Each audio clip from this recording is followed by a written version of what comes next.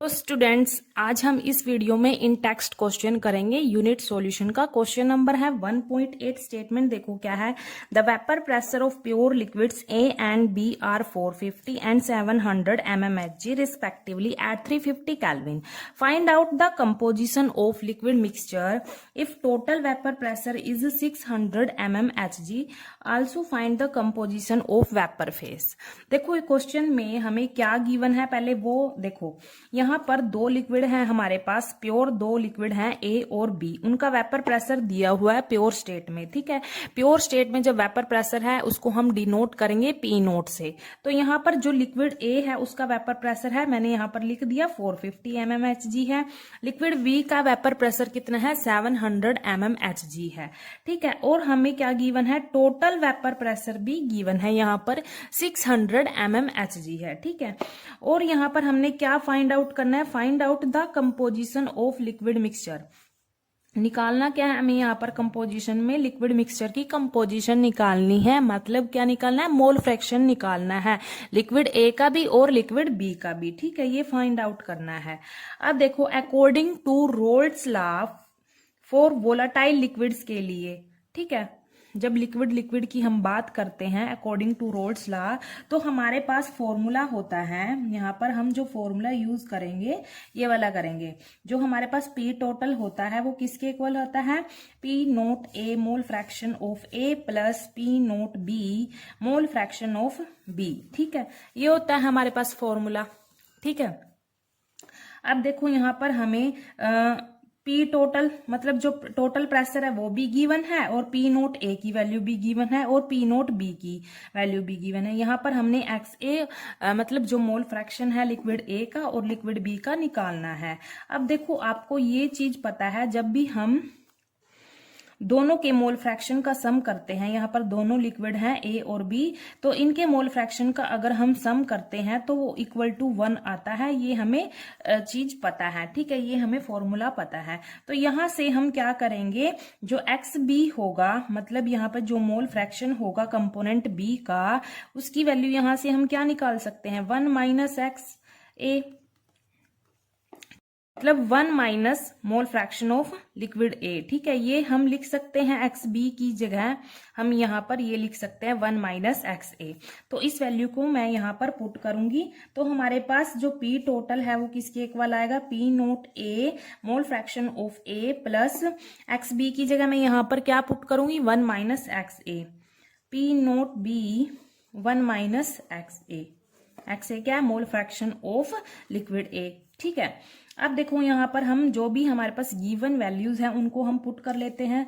P total कितना है, 600 mmHg है। यहाँ पर पी नोट ए क्या है, 450 mmHg, और क्या है एक्स ए मतलब मोल fraction of liquid A, plus क्या आएगा, पी नोट बी क्या था हमारे पास, 700 है, 700 mmHg, मल्टीप्लाई में क्या है यहाँ पर 1 माइनस एक्स ए है। ठीक है, अब क्या करेंगे, थोड़ी देर के लिए जो ये यूनिट है ना प्रेशर की, यहाँ पर वेपर प्रेशर की यूनिट है, इसको इग्नोर कर देते हैं क्योंकि ये थोड़ा कंफ्यूजन हो जाएगा यहाँ पर। तो हम इसको सिंपल लिख लेते हैं, 600 mmHg equals to 600 equals to 450 mole fraction of liquid A plus 700 multiply 1 minus mole fraction of liquid A. ठीक है, अब क्या करेंगे, हम इनको इस इक्वेशन को सोल्व कर लेंगे। 600 equals to 450 X A plus यहाँ पर इसको इस सारे से मल्टीप्लाई कर देंगे, 700 को 1 से मल्टीप्लाई करेंगे, 700 माइनस 700 को एक्स ए से मल्टीप्लाई करेंगे। ठीक है, अब जो ये एक्स ए वाली टर्म है इनको हम एक साइड रख लेते हैं, और जो कांस्टेंट टर्म है इनको हम एक साइड रख लेते हैं। ठीक है, 600 जो ये 700 है यहाँ पर प्लस में है तो इधर माइनस में आ जाता है, equals to 450 mole fraction of liquid A minus 700 mole fraction of liquid A. यहाँ पर -100 आएगा और यहाँ पर क्या आएगा, देखो -250 मोल fraction of liquid A. Minus से माइनस कैंसल होगा। अब हम क्या निकाल लेंगे यहाँ से, मोल फ्रैक्शन ऑफ मतलब एक्स ए की वैल्यू निकाल लेंगे। यहाँ पर 100 डिवाइड बाय 250, यहाँ पर 0 से 0 ये कैंसिल होगा और इसको हम सोल्व करेंगे तो क्या आएगा, 0.4 आ जाएगा। ये हमने क्या निकाल लिया, मोल फ्रैक्शन ऑफ लिक्विड ए निकाल लिया। कितना आया, 0.4 आया।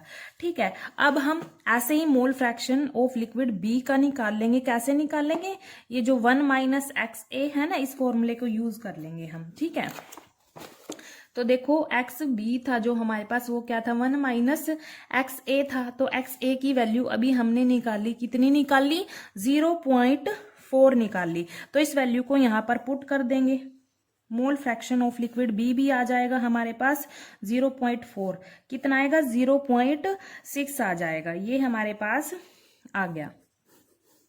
ठीक है, तो हमारे पास mole fraction of liquid A भी आ गया और लिक्विड बी भी आ गया। देखो यहाँ पर mole fraction of liquid A कितना था, 0.4 था, और यहाँ पर mole fraction of liquid B कितना था, 0.6 था। अगर हम इन दोनों का टोटल मतलब सम करेंगे तो वो इक्वल टू 1 आएगा। ये बात हमने यहाँ पर प्रूफ भी कर दी। देखो अगर दोनों का सम करते हैं वो इक्वल टू 1 आता है।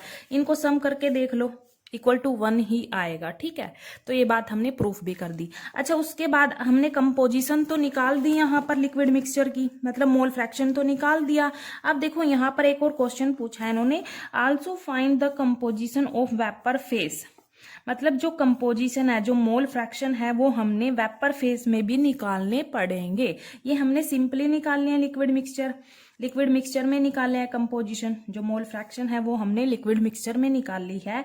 अब क्या पूछा है इन्होंने, जो कंपोजिशन है वो वेपर फेस में भी निकालो, मतलब मोल फ्रैक्शन वेपर फेस का भी निकालो। ठीक है, तो उसके लिए हम फॉर्मूला यूज करेंगे। यहाँ पर देखो, यहाँ पर पहले लिख लेते हैं कंपोजिशन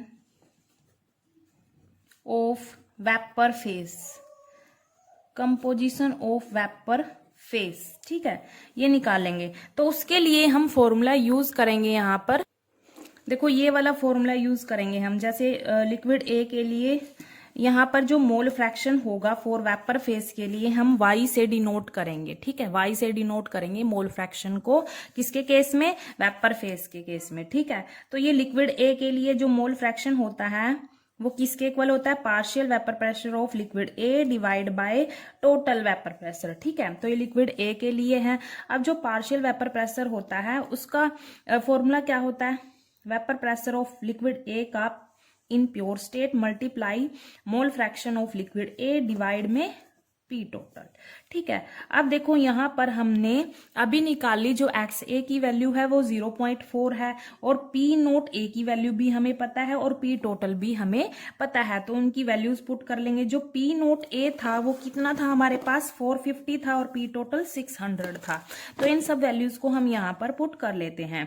यहाँ पर 450 ये HG है, मल्टीप्लाई 0.4 डिवाइड में पी टोटल 600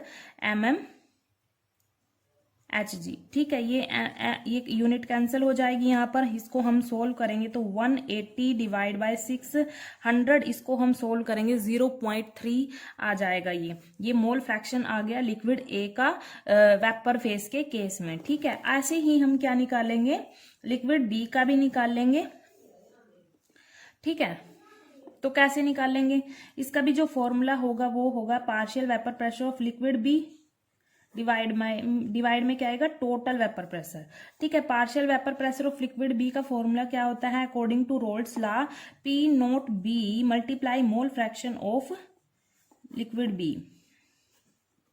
यहाँ पर भी हमें पी नोट बी की वैल्यू भी पता है और जो मोल फ्रैक्शन है लिक्विड बी का वो हमने यहाँ पर निकाला था, कितना निकाला था, 0.6 निकाला था और जो पी टोटल है वो 600 है। ठीक है, तो यहाँ देखो पी नोट बी 700 है, पी टोटल 600 है और एक्स बी की वैल्यू हमने 0.6 निकाली। तो हम इन वैल्यूज को पुट कर देंगे यहाँ पर। 700 मल्टीप्लाई 0.6 डिवाइड में क्या आएगा, 600।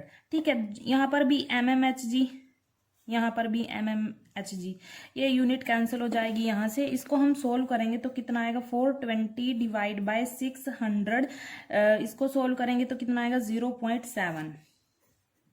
ठीक है, तो जो मोल फ्रैक्शन है लिक्विड ए का वेपर फेस के केस में क्या है 0.3 है, और मोल फ्रैक्शन है लिक्विड बी का वेपर फेस के केस में कितना 0.7 है। अगर इन दोनों का भी सम करेंगे वो इक्वल टू 1 आएगा। ठीक है,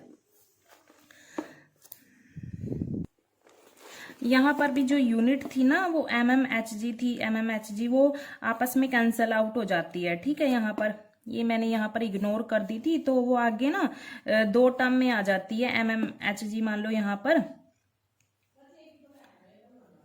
पर भी आ जाती है और यहाँ पर भी आ जाती है, तो ये आपस में यहाँ पर कैंसल आउट हो जाएगी। ठीक है यूनिट। Thank you.